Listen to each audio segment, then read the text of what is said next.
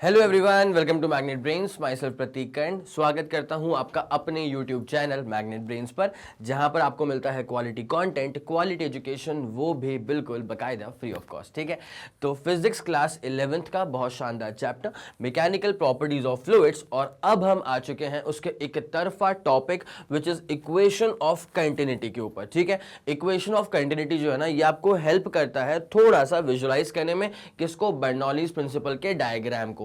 तो वहां तक पहुंचने के लिए ऑब्वियसली आपको इक्वेशन ऑफ कंटिन्यूटी से गुजरते हुए निकलना होता है। ठीक है, तो चलिए अब बिना समय लगाए जल्दी से जल्दी स्टार्ट करते हैं और लेकर के आते हैं आपको इसके पहले वाले कंटेंट के ऊपर। ठीक है, एक बात पे जरा गौर करिएगा, पढ़ाने का तरीका क्या है अपना, कि जो भी कंटेंट यहां पे लिखा होता है ना, पहले इसका जो प्री रिक्विजिट है जरा उसके बारे में आपसे डिस्कशन करना जरूरी मानते हैं अपन। ठीक है, तो चलो जरा एक बात समझना, बहुत इंपॉर्टेंट सी बात है ये। इसका मुझे पहले आंसर दो बेटा, वॉल्यूम पर सेकेंड का डायमेंशनल फॉर्मूला क्या होगा? जल्दी बताओ, जल्दी बताओ, जल्दी बताओ। कमेंट सेक्शन में जाओ, टाइम स्टैम्प को मार्क करो और फट से लिखो कि सर आपने वीडियो स्टार्ट होते एक सवाल फेंक दिया हमारी तरफ और उसका जो आंसर था सर वो ये रहा। ठीक है, टाइम स्टैम्प पे मार्क कर दिया, आंसर लिख करके आगे कमेंट सेक्शन के अंदर। चलो अब जरा वापस आ जाओ, अब जरा देखो तो वॉल्यूम पर सेकेंड की मैंने आपसे बात करी थी और वो भी इसके डायमेंशनल फॉर्मूले की बात करी। ठीक है, तो वॉल्यूम पर सेकेंड, वॉल्यूम का मतलब क्या होता है? यूनिट वाइज अगर चेक करें तो एरिया आता है मीटर में, मीटर स्क्वायर में, लेंथ आता है मीटर में और वॉल्यूम आ जाएगा मीटर क्यूब में। ठीक है, बट ये सिर्फ वॉल्यूम नहीं है, ये वॉल्यूम पर सेकेंड है, तो मीटर क्यूब अपॉन नीचे क्या आ जाएगा? Second. It's as simple as that. ठीक है, अब जरा गौर करें, मीटर क्यूब का मतलब क्या हो जाएगा? लेंथ का क्यूब, और पर सेकेंड का मतलब टी की power -1। It's as simple as that. ये अपने पास आ चुका है वॉल्यूम पर सेकेंड। ठीक है, अब एक इससे थोड़ी सी अलग, थोड़ी सी अलहदा बात, कई लोग को लगता है कि अरे भाई इससे कैसा हो गया। ठीक है, अब देखना क्या बोल रहा हूं मैं। अगर मैं आपको बोलता हूं एक काम करो, एरिया इंटू वेलोसिटी, जरा एरिया इंटू वेलोसिटी का निकालो डायमेंशनल फॉर्मूला। क्या बोला मैंने? एरिया इंटू वेलोसिटी का जरा निकालो डायमेंशनल फॉर्मूला। तो आप बोलोगे सर एरिया तो मीटर स्क्वायर, मैंने बोला बहुत बढ़िया, आगे बताइए बखूबी। वेलोसिटी क्या होता है सर? मीटर पर सेकेंड, मैंने बोला बहुत जबरदस्त। अब तुम देखना ये क्या होता है? Metre per second. अब तुम देखना ये भी क्या हो जाएगा? मीटर क्यूब पर सेकेंड। कहीं देखा है क्या? अरे ऊपर ही देखा है ना? तो मीटर क्यूब पर सेकेंड मतलब डायमेंशनल फॉर्मूला इसका भी क्या आ जाएगा? ऑब्वियसली एल क्यूब, उसके बाद टी की पावर -1। अब अगर आप एक बात समझ पा रहे हैं यहां से, तो ऊपर वाली चीज और नीचे वाली चीज दोनों का डायमेंशनल फॉर्मूला सेम आ रहा है, मतलब एरिया इंटू वेलोसिटी जो है वो बेसिकली वॉल्यूम पर सेकेंड के बराबर होगा। It's as simple as that. क्या बोला मैंने बेटा? कि एरिया इंटू वेलोसिटी जो है वो बेसिकली वॉल्यूम पर सेकेंड के बराबर होगा। तो उसको अपन लिख देते हैं, देयरफॉर इसका मतलब ये हुआ कि जहां पे आपको अगर कभी लग जाए एरिया इंटू वेलोसिटी की रिक्वायरमेंट है तो आप इसको वॉल्यूम पर सेकेंड भी बोल सकते हो, या कहीं अगर वॉल्यूम पर सेकेंड दिख जाए तो आप इसको एरिया इंटू वेलोसिटी भी बोल सकते हो।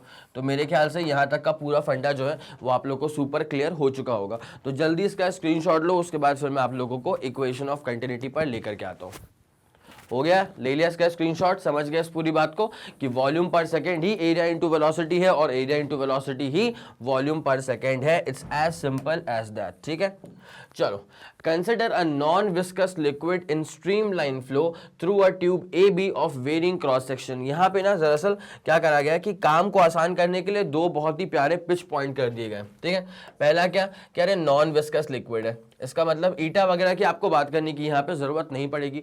दूसरा स्ट्रीमलाइन फ्लो हो चुका है, तो कहानी को जितना सिंपल हो सके उतना सिंपल करने का ट्राई करा गया है। क्या ये मैंने करा है? नहीं, ये आपके टेक्स्ट बुक्स में भी ऐसा ही है। तो आपको नॉन विस्कस लिक्विड के बारे में बात करनी है और जिसका फ्लो जो है उसका नेचर क्या होगा बेटा? Streamline flow. Okay done. Through a tube A B of varying cross section, दोनों का जो क्रॉस सेक्शन होगा ना बेटा वो अलग अलग होगा। जैसे आप यहाँ पे देख सकते हैं, इसका एरिया ऑफ क्रॉस सेक्शन छोटा सा है, इसका एरिया ऑफ क्रॉस सेक्शन जो है ना वो बहुत बड़ा सा है। कोई दिक्कत वाली बात तो नहीं है? ठीक है, अब यहां से इसके बाद जो पूरी कहानी स्टार्ट हो रही है ना, वो तो मैं आप लोग को पहले बताऊंगा अपने अंदाज में, उसके बाद फिर यहां पे लेकर के आ जाऊंगा ताकि आप लोग बाकायदा से नोट कर सकें। अब जो इक्वेशन ऑफ कंटिन्यूटी है ना, इसका पूरा फील कैसा है जरा सुनना। मान लो फॉर एग्जांपल कि आपके घर में गार्डन है, ठीक है, और आपको काम दिया गया है कि बेटा एक काम करो, तुम फ्री बैठे हुए हो तो जाओ ये पाइप लेकर के गार्डन में जितनी घास है, जितने पेड़ पौधे, पत्तियां, झाड़ियां सब है, उस पर क्या है, पानी फैला करके आओ, ठीक है, पानी लगा दो पूरे सब में, है ना। अब तुम ले गए पाइप को लेकर के, है ना। अब तुमने देखा है भाई, जब पाइप में अपन ऐसा कर उंगली यहाँ फंसा दें, ठीक है, तो क्या होता है पता है, अब जो निकल रहा है ना लिक्विड, अब जो निकल रहा है वहां से पानी, उसकी वेलोसिटी बढ़ जाती है, ठीक है। और अगर मैंने वहां से हटा दिया, अब नॉर्मल तरह से अपने पास पाइप है, ऐसे अपन पानी पूरा पटा रहे हैं, तो इस वाले केस में क्या होने वाला है, नॉर्मल वेलोसिटी से पानी निकलने वाला है। लेकिन मजे लेने के लिए अगर अपन ने ऐसे उंगली लगा दी वहां बीच में, तो अब क्या एरिया ऑफ क्रॉस सेक्शन हो गया है पतला। और जब किसका एरिया ऑफ क्रॉस सेक्शन बेटा, वो पाइप का, नोजल का एरिया ऑफ क्रॉस सेक्शन, अब वो हो गया पतला, तो वहां से जो लिक्विड निकलता है उसकी वेलोसिटी बहुत जबरदस्त हो जाती है। तो कहीं ना कहीं आपके दिमाग में एक फंडा क्लियर होना चाहिए कि यार एरिया कम करूंगा पाइप के नोजल का, अगर मैंने एरिया कम करा तो वहां से वेलोसिटी ऑफ वाटर बढ़ जाती है, और जब एरिया बड़ा होता है तो वेलोसिटी ऑफ वाटर जो है वो कम हो जाता है। इसका मतलब कहीं ना कहीं जो मैं पॉइंट पिच करना चाहूंगा इक्वेशन ऑफ कंटिन्यूटी के सहारे, वो ये वाला पॉइंट होने वाला है कि area is basically inversely proportional to the velocity. कोई दिक्कत वाली बात तो नहीं है। एरिया किसका, ट्यूब का, या फिर एरिया ऑफ द पाइप, ठीक है। वेलोसिटी किसका, वेलोसिटी ऑफ द लिक्विड, जो लिक्विड उस ट्यूब के सहारे बाहर निकल रहा है। It's as simple as that, ठीक है। तो इक्वेशन ऑफ कंटिन्यूटी के बारे में एक बेसिक आइडिया जो है मेरे ख्याल से आप लोग के दिमाग में डेवलप हो चुका होगा। अब यहाँ पे बाकी सारी चीजें क्या बोलना चाह रही हैं, तो मैं आपको जरा उस पर गौर करवाता हूं। चलिए आ जाए, अपने स्टाइल में करेंगे इसको। देखो भाई, ठीक है, ये अपने पास एक एंट्री का क्रॉस सेक्शन है, और ये अपने पास एग्जिट का क्रॉस सेक्शन है। आप समझ पा रहे हैं मेरी बात को, ठीक है। ये एंट्री वाला क्रॉस सेक्शन है, वो अपने पास क्या है बेटा, एग्जिट वाला क्रॉस सेक्शन है, ठीक है। अब जैसे ना कुछ कुछ चीजें अभी से अपन क्लियर कर लेते हैं। देखो, जब लिक्विड यहां से निकल रहा है तो लिक्विड ऐसे निकल रहा है यहां से, कोई दिक्कत वाली बात तो नहीं मेरे ख्याल में। ओके, बढ़िया, ठीक है। अब ये लिक्विड सारा का सारा कैसे फ्लो कर रहा है, ऊपर की तरफ फ्लो कर रहा है। So this is the direction of flow of liquid, this is the direction of flow of liquid. कोई मसला, कोई परेशानी, कोई दुख दर्द तकलीफ तो नहीं, ठीक है। अब क्या होता है कि कुछ कुछ पैरामीटर्स को मैं एकदम पहले ही सेट कर देता हूं कि मैं किसको क्या मानने वाला हूं। देखो भैया, जब मैं A1 यूज करूं तो A1 क्या हो जाएगा, A1 is the area of the entry section of liquid, A1 is the area of entry section, A1 is the area of entry section of the liquid। वैसे ही जब मैं A2 यूज करता हूं, ठीक है, A2 का मतलब एग्जिट वाले का एरिया, तो A2 is the area of exit section, A2 is the area of exit section of liquid, ठीक है। A1 A2 ये वाली कहानी क्लियर हो गई। अब जरा एक और बात पे गौर करना, जब लिक्विड यहां से एंटर हो रहा होगा तो ऑब्वियसली कुछ वेलोसिटी होगी उसके पास, उसको हम बोल देंगे V1, ठीक है। तो वेलोसिटी V1 जो मैंने यूज करा है ना, तो V1 क्या हो जाएगा, velocity of the liquid, V1 का मतलब क्या हो जाएगा, velocity of the liquid entering the pipe, velocity of the liquid entering the pipe. V1 क्या हो जाएगा, velocity of the liquid entering the pipe. और वहीं जब मैं यहां से आपसे V2 की बात करूंगा तो V2 क्या हो जाएगा, velocity of the liquid exiting the pipe, ठीक है। तो V2 is the velocity of the liquid, V2 is the velocity of the liquid leaving the pipe, V2 is the velocity of the liquid leaving the pipe. मेरे ख्याल से पूरी कहानी आप लोग को सुपर क्लियर होगी यहां तक, कोई दिक्कत तो नहीं, कोई मसला तो नहीं, पक्का पूरा सही है। एक एक चीज को बहुत बारीकी में चेक करते हुए चलना इत्मीनान के साथ। तो जैसे लेक्चर खत्म होगा ना तो यू विल फील कि क्या ग्रिप आपने होल्ड कर ली है about this topic, equation of continuity, ठीक है। अब जरा गौर करें, A1 A2 पूरा clear, super clear, V1 V2 पूरा क्लियर हो चुका है। अब जरा एक बात समझना, एक टर्म मैं यूज करूंगा ρ1 और ρ2 का भी, ठीक है, बट उसमें बाद में कुछ बदलाव करेंगे। तो ρ1 का मतलब क्या होगा, रो बेसिकली क्या होता है, फॉर डेंसिटी, ठीक है। तो density of liquid at the entry section, density of liquid at the entry section, ρ1 का मतलब क्या होगा, density of the liquid at the entry section. और सिमिलरली जब आप ρ2 की बात करेंगे तो इस ρ2 का मतलब क्या हो जाएगा बेटा, ρ2 will be the density of the liquid at the exit section, ठीक है। ρ2 will be the density of the liquid at the exit section, ρ2 will be the density of the liquid at exit section। अब एक बहुत ही simple सी बात मैं आप लोगों को जरा बता दूं बेटा,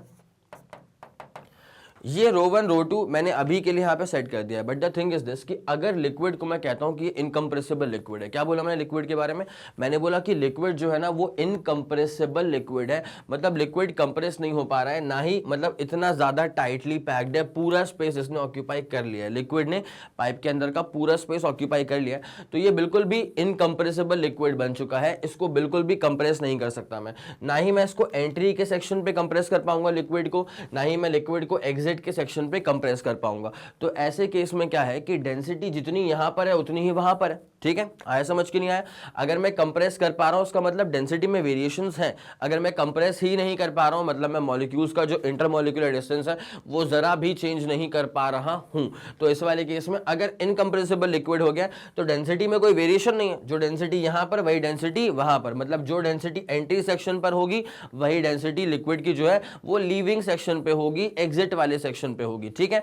तो यहां पे मैं इसको लिख देता हूं, नाउ अगर लिक्विड इनकंप्रेसिबल है now if the liquid is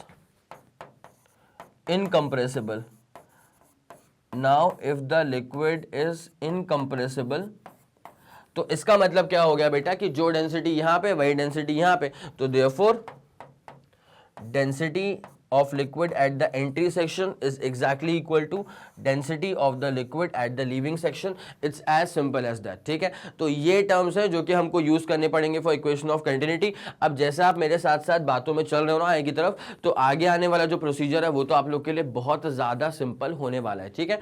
तो ये पाइप का पूरा फिगर समझ में आएगी, कैसे लिक्विड यहाँ से एंटर कर रहा होगा, लिक्विड यहाँ से एग्जिट ले रहा होगा। अब जब लिक्विड यहाँ से एंटर कर रहा होगा तो ऑब्वियसली कुछ वेलोसिटी होगी लिक्विड के पास, ठीक है। ये जो है ना ये वेलोसिटी ये एंटर करने के टाइम की वेलोसिटी है, ठीक है, और यहाँ जो वेलोसिटी होगी ये होगी बेटा ऐसे एग्जिट लेने के टाइम की वेलोसिटी, ठीक है। तो थोड़ा इसको सेपरेशन दिया जाए पहले तो, ताकि आप लोग को नोट करना आसान लगे।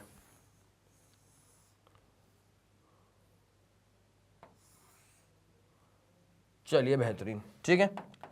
अब देखो बेटा, जब एग्जिट हुआ तो इसकी जो वेलोसिटी होगी एग्जिट करने के टाइम पर वो होगी v2, और जब एंटर करा तो जो वेलोसिटी होगी एंटर करने के टाइम पे वो हो जाएगी v1। मेरे ख्याल से हर एक बात पूरी क्लियर हो चुकी होगी।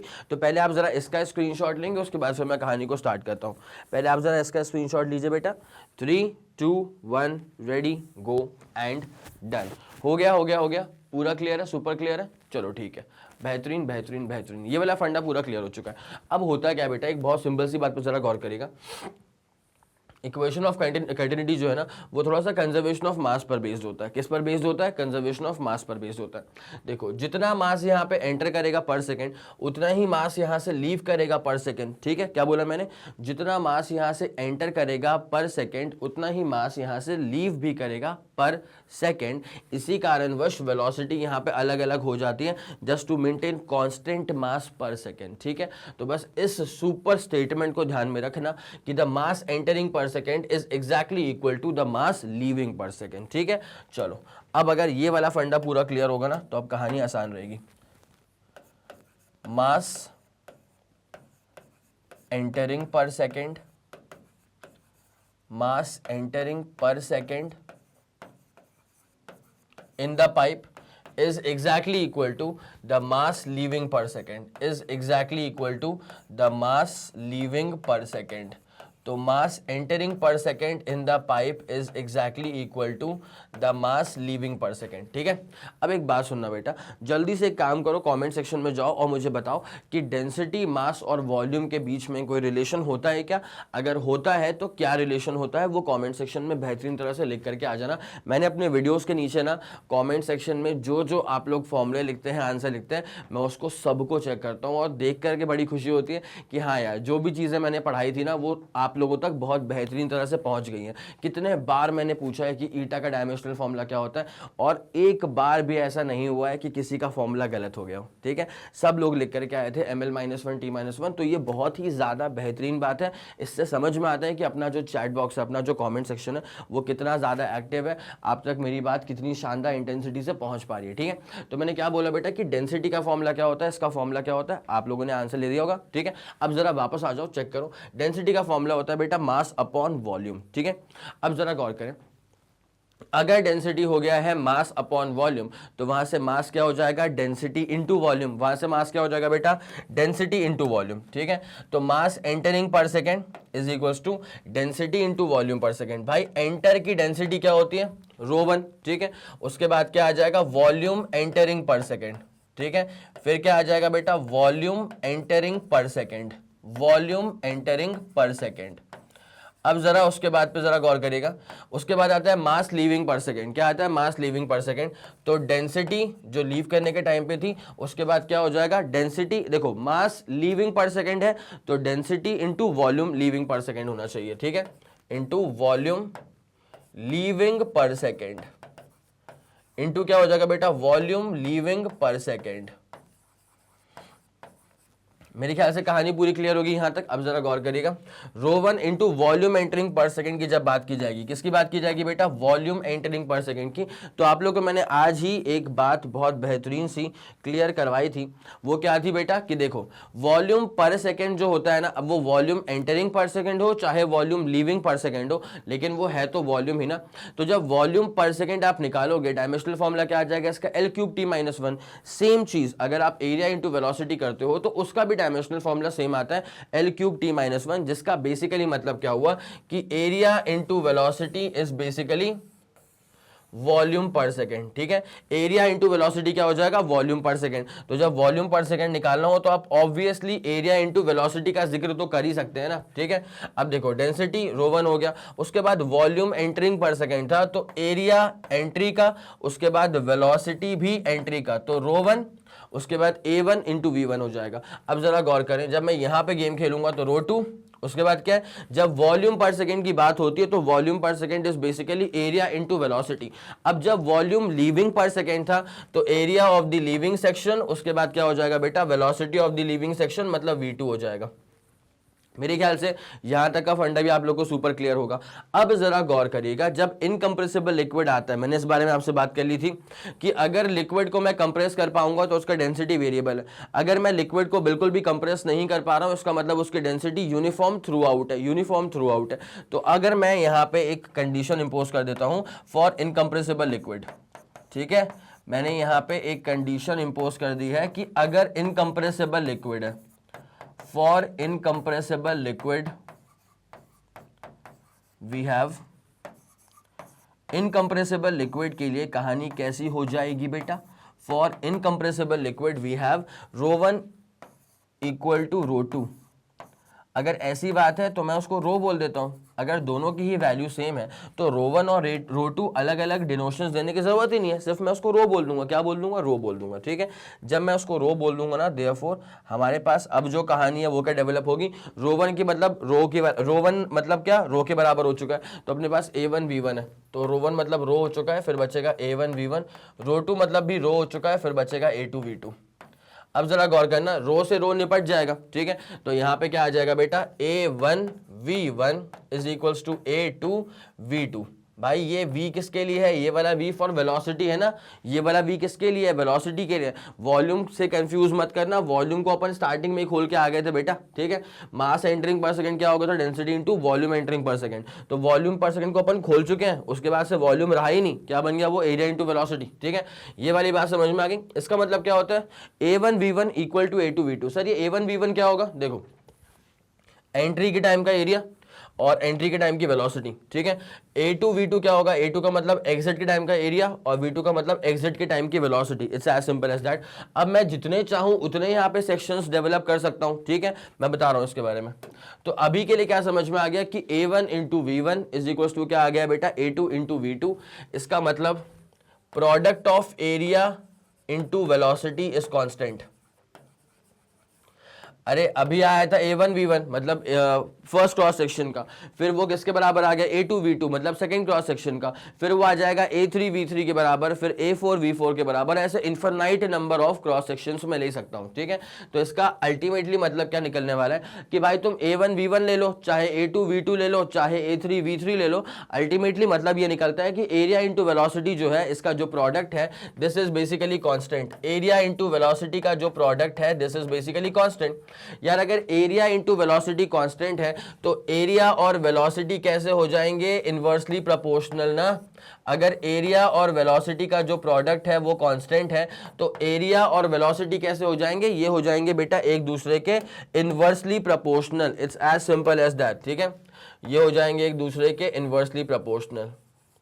तो ये है इक्वेशन ऑफ कंटिन्यूटी का आखिरी में जो फील आता है ना, मैंने पहले कहा भी था बेटा आपसे, यहाँ मैंने कुछ लिखा था आप लोग के लिए, area of the pipe is inversely proportional to velocity of the liquid, ठीक है। तो बस ये एरिया ऑफ द पाइप और वेलोसिटी जो इनवर्स प्रोपोर्शनैलिटी में है वो मैंने यहाँ से प्रूव कर दिया। तो ये तो आखिरी का फाइनल फील होता है फॉर इक्वेशन ऑफ कंटिन्यूटी। लेकिन ये वाली जो इक्वेशन है आप इसको भी बोल सकते हो इक्वेशन ऑफ कंटिन्यूटी, या आप सिंपल तौर पे इसको भी बोल सकते हो कि हाँ एरिया इंटू वेलोसिटी का जो प्रोडक्ट है वो कांस्टेंट होता है। So this can also be called as the equation of continuity. कोई दिक्कत वाली बात तो नहीं। अब जरा एक छोटा सा डायग्राम में आप लोग के समक्ष प्रस्तुत कर देता हूं ताकि थोड़ी क्लैरिटी आपको और बने।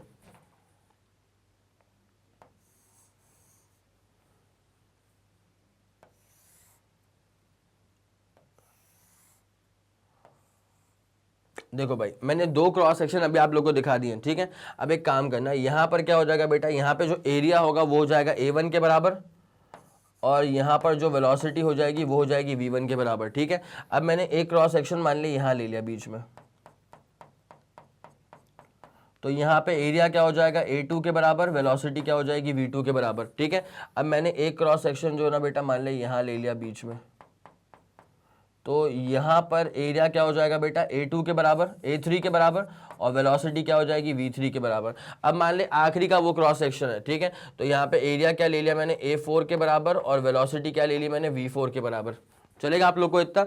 तो यहाँ पे जो बात समझ में हमको आती है वो बात ये आती है कि जब लिक्विड यहाँ से गो थ्रू हो रहा होगा, जब लिक्विड यहाँ से गो थ्रू हो रहा होगा तब भी वो किसी एरिया ऑफ क्रॉस सेक्शन को चीरते हुए बाहर निकल रहा है और कुछ वेलोसिटी है उसके पास, ठीक है। तो आप इसके तौर पे ना सिंपली आप इसको ऐसा भी कोड कर सकते हो कि A1V1 is equals to A2V2। मैंने कहा था कि एरिया और वेलोसिटी का जो प्रोडक्ट है वो चेंज नहीं हो रहा है, ठीक है। तो A1V1 equal to A2V2 equal to A3V3 equal to क्या हो जाएगा A4V4। बताइए ये वाला पूरा फंडा क्लियर हो चुका है, पक्का सुपर क्लियर हो चुका है। तो इक्वेशन ऑफ कंटिन्यूटी ये सिखाती है आप लोग को बेटा कि एरिया और वेलोसिटी का जो प्रोडक्ट है this is basically a constant, ठीक है। अब आप लोग को ऑब्वियसली इसका पूरा बाकायदा से स्क्रीनशॉट लेना होगा। अच्छा ये तो आप लोग लिख ही चुके थे ना मेरे ख्याल से पहले भी कि वॉल्यूम पर सेकंड क्या होता है एरिया इंटू वेलोसिटी, ये तो आप लोग लिख ही चुके थे, ठीक है। अब जरा स्क्रीनशॉट लेना स्टार्ट करना इक्वेशन ऑफ कंटिन्यूटी के लिए यहाँ से, ठीक है। 3 2 1 रेडी गो एंड डन। हो गया हो गया हो गया। चलो अब उसके बाद जरा इसका स्क्रीनशॉट लो, फाइनल चीज अपने पास ये जल्दी इसका स्क्रीनशॉट लेंगे बेटा आप लोग। 3 2 1 रेडी गो एंड डन। हो गया हो गया हो गया। चलो बहुत शानदार, बहुत बढ़िया, एक तरफा है ना। तो ये वाला फंडा होता है अपने पास फॉर इक्वेशन ऑफ कंटिन्यूटी। तो जरा इसको गायब किया जाए बेटा।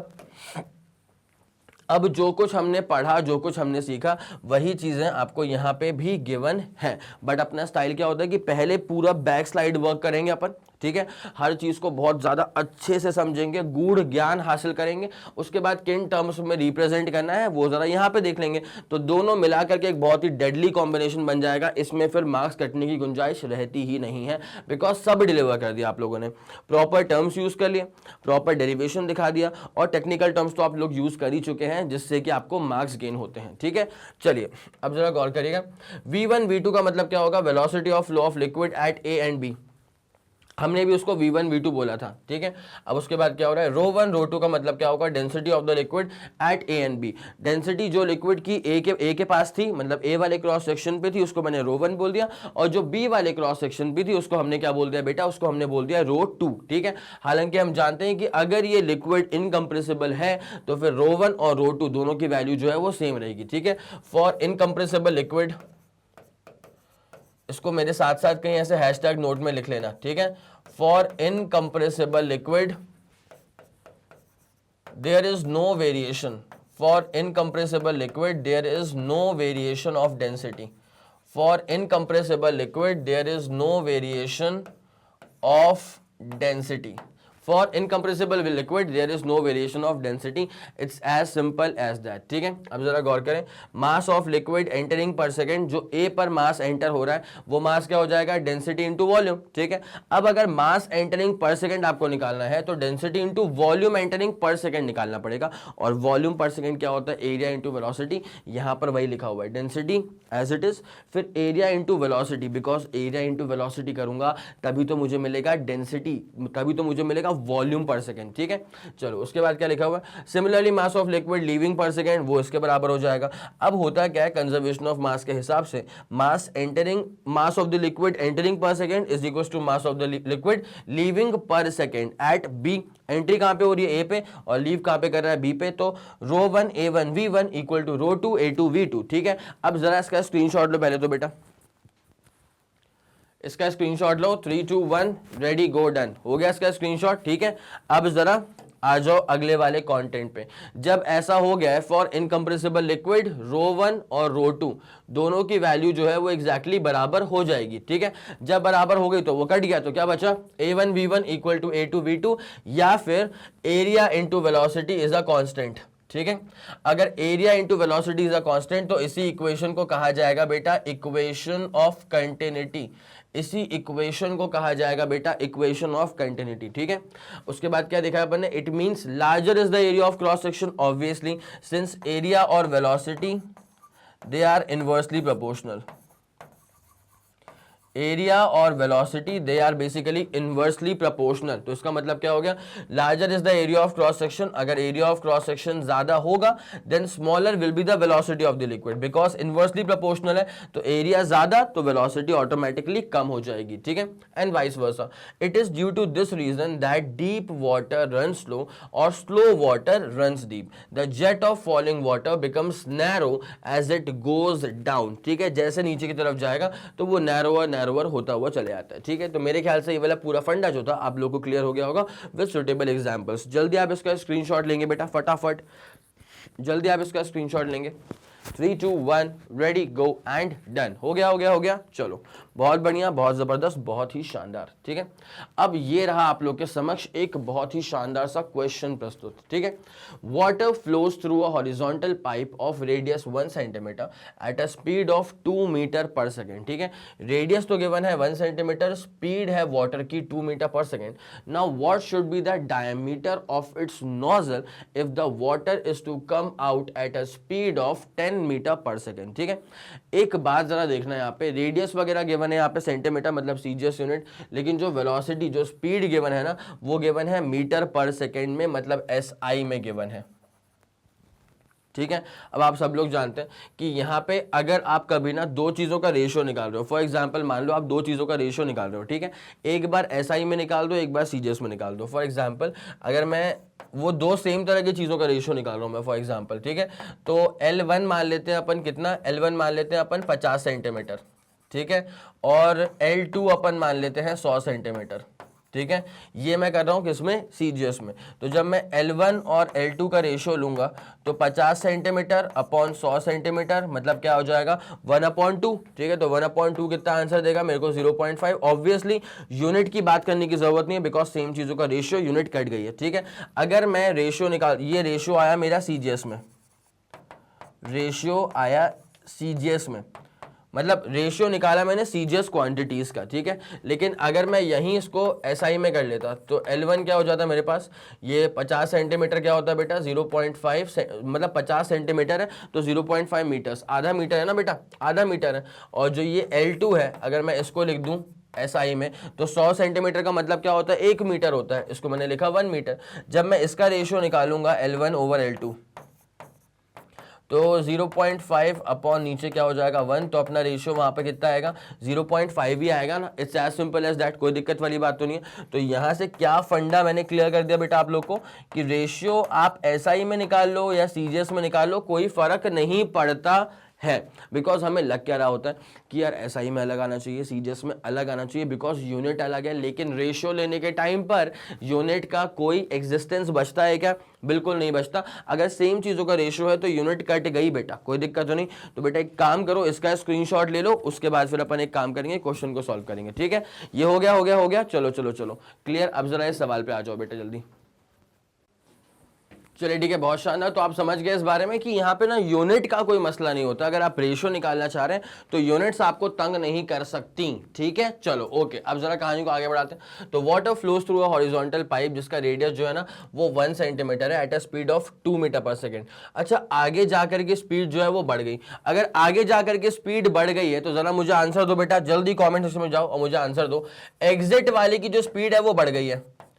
एग्जिट सेक्शन पे जो लिक्विड की वेलोसिटी है, एग्जिट सेक्शन पे जो लिक्विड की वेलोसिटी है वो बढ़ गई है। तो जरा मुझे आंसर देना कि एग्जिट सेक्शन पे जो एरिया होगा वो ज्यादा होगा या कम होगा। ठीक है, एरिया का आप आंसर दो कि लार्ज है या स्मॉल है। जल्दी जाओ कमेंट सेक्शन के अंदर और मुझे आंसर दो बेटा कि एग्जिट सेक्शन पे सिंस वेलोसिटी जो है वो तो बढ़ गई, क्यों, एंट्री पर जो वेलोसिटी है वो है महज 2 मीटर पर सेकेंड, लेकिन लिक्विड की जो एग्जिट की वेलोसिटी है वो है बकायदा 10 मीटर पर सेकेंड के बराबर। तो मुझे अब चाहिए आंसर ये कि एग्जिट सेक्शन पर जो पाइप का जो एरिया ऑफ क्रॉस सेक्शन होगा नोजल का वो लार्ज होगा या स्मॉल होगा। ठीक है, कमेंट सेक्शन में आंसर दे दिया आप लोगों ने। चलो अब जरा वापस आ जाओ और जरा देखो बेटा, भाई अगर स्पीड बढ़ रही है तो हम जानते हैं कि इक्वेशन ऑफ कंटिन्यूटी ने हमको क्या सिखाया था कि area is inversely proportional to velocity. अगर यहां पर ऐसा हो रहा है कि वेलोसिटी बढ़ रही है,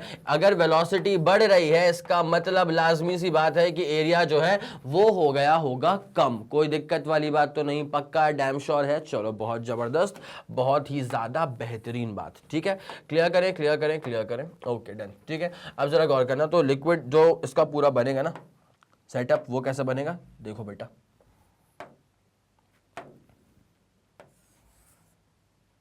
वेलोसिटी बढ़ना मतलब एरिया कम हो जाना फिर। ठीक है, तो यहां पे एरिया अपन ने कर दिया है फिर कम। ठीक है, अब देखो लिक्विड तो फ्लो कर ही रहा है यहां से बेहतरीन तरह से।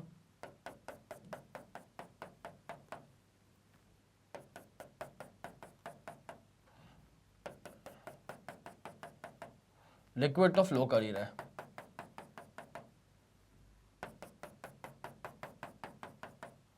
कोई दिक्कत नहीं है। ठीक है, लिक्विड को फ्लो करने दो, कोई दिक्कत नहीं है। ठीक है, अब now the thing is this कि यहाँ पे एरिया क्या है वो हमें पता है क्या इसके बारे में कुछ। हॉरिजॉन्टल पाइप जिसका रेडियस कितना है 1 सेंटीमीटर, भाई रेडियस है इसका 1 सेंटीमीटर। ओके, R1 जो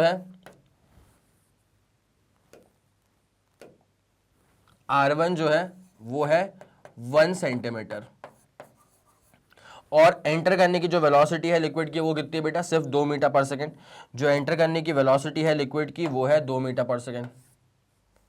जो लिक्विड एंटर कर रहा है V1, जो लिक्विड एंटर कर रहा है V1 वो कितना था 2 मीटर पर सेकेंड। ठीक है, 2 मीटर पर सेकेंड। अब एग्जिट पे वेलोसिटी कितनी है 10 मीटर पर सेकेंड और एरिया क्या होगा नोजल का, what should be the diameter of its nozzle, वो आपको निकालना है। ठीक है, तो एक काम करो डायमीटर के टर्म्स में फिर अपन बातें कर लेंगे। यहाँ से जब लिक्विड यहाँ से एग्जिट ले रहा है ना तो उसकी वेलोसिटी कितनी है बेटा 10 मीटर पर सेकेंड के बराबर।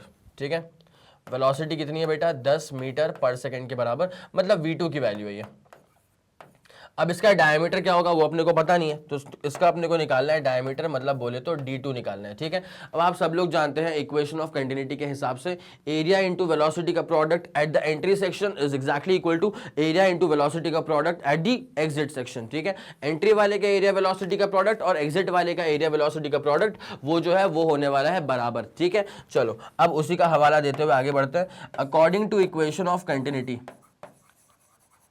according to the equation of continuity, according to the equation of continuity,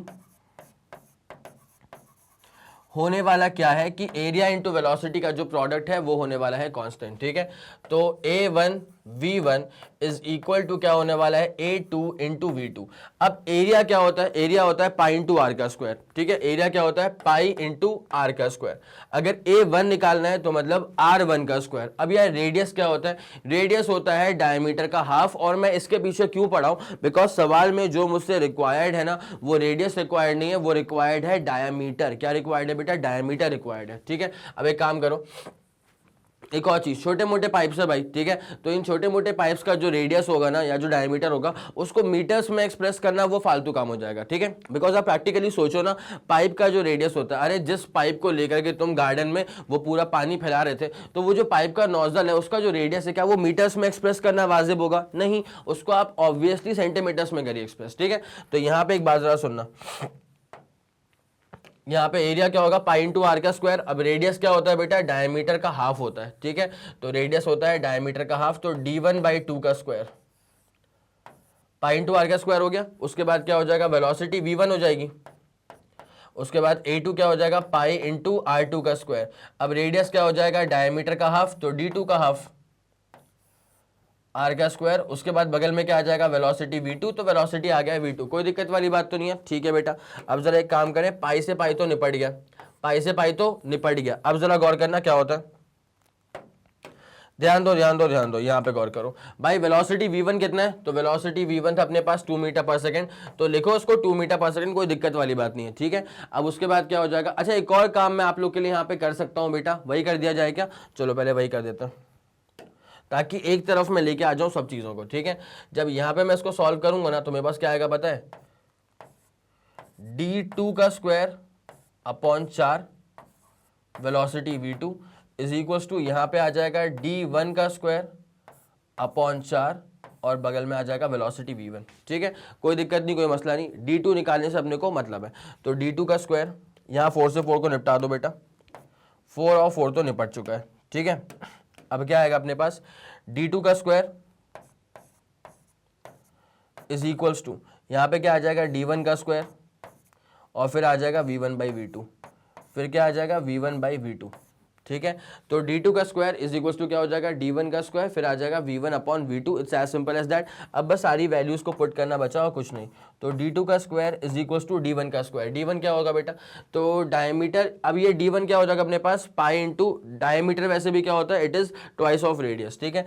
तो ट्वाइस ऑफ रेडियस मतलब ये अपने पास हो जाएगा 2 सेंटीमीटर, ठीक है। तो 2 का स्क्वायर। उसके बाद क्या होगा बेटा, v1/v2। अब ये v1 कितना आ चुका था 2 और v2 कितना आ चुका था 10, तो v1 आ चुका था 2 और v2 कितना आ चुका था 10, ठीक है। कोई मसला कोई परेशानी तो नहीं यहाँ तक। अब जरा गौर करो, d2 का स्क्वायर निकल जाएगा, पूरा फोकस अपना वैसे भी किसके ऊपर था, d2 के ऊपर, वही तो निकालना है। d2 का स्क्वायर क्या हो जाएगा अपने पास, देखो 2 का स्क्वायर क्या हो जाएगा 4, ठीक है। तो 4 इंटू 2/10, ठीक है, 8/10। अब एक काम करो ये d2 का स्क्वायर था, जरा काटा पीटी यहाँ में मचाओ बेटा। तो ये कितना हो जाएगा अपने पास, जब इसको हटाऊंगा मैं 2 से, तो ये हो जाएगा अपने पास 4/5। सही जा रहा हूँ बकायदा, ठीक है। निपटाया इसको 2 से, तो 4 अपॉन यहाँ पे कितना आ गया 5। नाउ आपको तो बस d2 निकालना है ना, तो ये आ जाएगा 2/√5, ठीक है। 4 का स्क्वायर रूट करोगे तो क्या आएगा, अपना आंसर 2 आएगा ना, लेकिन 5 का स्क्वायर रूट करोगे तो उसको लिखना पड़ेगा √5 के हिसाब से, ठीक है। जब आप इसको फर्दर सॉल्व ऑन करेंगे ना, तो जो आपका d2 आएगा वो आपने यूनिट्स को कुछ कन्वर्ट करा ही नहीं है, ठीक है। रेडियस अगर सेंटीमीटर्स में ही छोड़ दिया है, तो डायमीटर भी किस में आएगा, सेंटीमीटर्स में आएगा। जब आप इसको फर्दर सॉल्व आउट करोगे तो आएगा 0.894 सेंटीमीटर, ठीक है। क्या आएगा, 0.894 सेंटीमीटर के अप्रॉक्स आपका आंसर। ये रहा आपके पास फाइनल सोल्यूशन। एक बार आप आंसर को क्रॉस चेक भी कर लीजिएगा, वैसे वही इसका आंसर होगा 0.894 centimetre. Is as simple as that. तो ये रहा अपना पूरा का पूरा डिटेल सोल्यूशन। जल्दी आप इसका स्क्रीनशॉट लेंगे बेटा, पहले तो 0.894 सेंटीमीटर ये अपना फाइनल आंसर रहा, ठीक है।